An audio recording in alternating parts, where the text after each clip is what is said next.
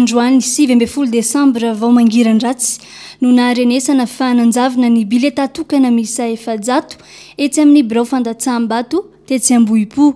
Za zany le nanatra ny l'équipe rehetrarehetra momba ny anaovana ny fifidianana androany. Andraikitra zany le izy dia mitao tany Andomansisa zany ny farany. Dia io zany efa voazarazara hatrany amin'ny bureau anay ao amin'ny sede. Ety ny Ambohipo, tia ny Andomansisa, tia dia zareo zany farany dia efa napetraka ny zareo. 12 BV zareo dia 12 palette naterina tao. Ny 10 tamin'izay cartonné scellé 5 cartonné scellé 5 zany anatin'le carton scellé. Dia le anankiroa zany jerena vakina koa ireo zany anankiroa reto no mahatomby folo anazy.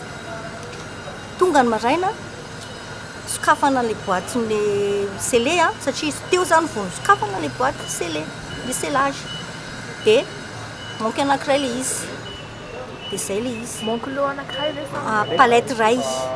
Nidina teny an-toerana avy hatrany teo anivon'ny CENI nanao ny fanadihadiana ka fantatra fa tsy very ireo bileta tokana ireo fa efa nisy nanatitra tao amin'ireo omaly alina. Omaly alina tamin'ny folo sasany alina tany hoany dia tonga teto amin'ny foibe CENI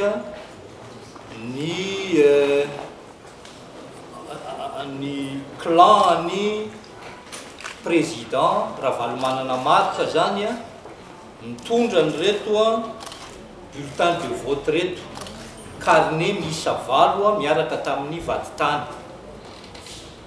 Dia noraisinay zany reo carnet reo rehefa avy eo moa tonga dia nivory avy hatrany zany ny birao maharitra ny CENI miaraka amin'ireo mpiara-miasa aminy.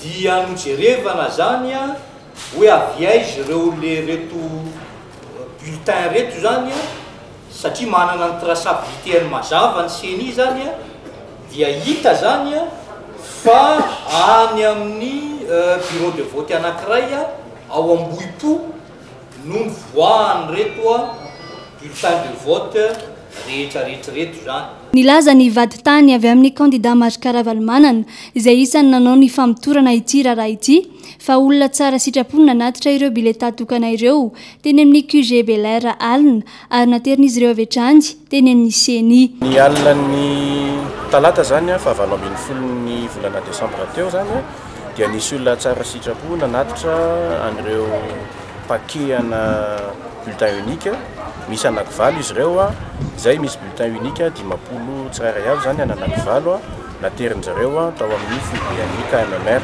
alina io bulletin unique tsy misy nininona aloha izy zany mbola madidio tsy misy nininona ary mbola tsy nisy nandrobinana ihany koa ny tao anatiny efajato zany misy an'izay bulletin unique zay.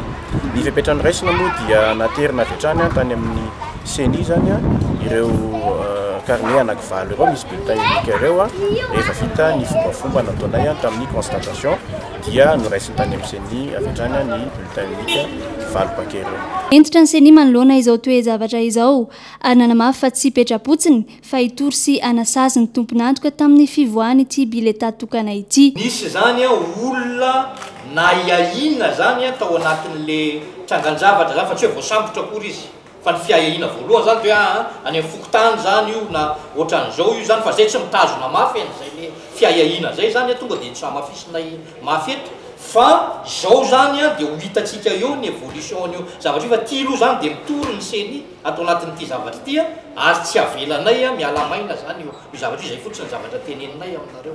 Dia olona responsable namoaka an'ireto zavatra reto dia tsy afaka. Tsy maintsy misy responsable namoaka an'ireto anatin'ny traçabilité ny CENI dia tsy ho afaka zay olona nanao zay zavatra zay. Fa nitikan-dalàna goavana ny nivoahany reto melohan'ny fotoana dia zay fotsiny ny anay zany dia sazina ny olona nanao an'izay.